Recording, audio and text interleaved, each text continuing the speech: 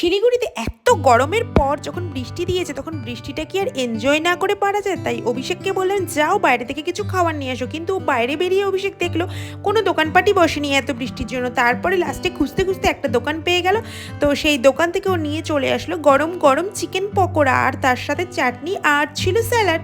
তো তারপরে ওর সঙ্গে আরেকটা জিনিস এনেছিল, সেটা হচ্ছে চিকেন মোগলাই, আর মোগলাইয়ের সাথে ছিল খুব টেস্টি একটা তরকারি সোয়াবিন আর আলু দিয়ে। আর সোয়াবিন তো আমার ভীষণ ফেভারিট, তো আমি মোগলাই দিয়ে সেই তরকারিটা খুব এনজয় করে খেলাম। আমি আর অভিষেক তো ভীষণ মজা করে সন্ধ্যেটা কাটালাম।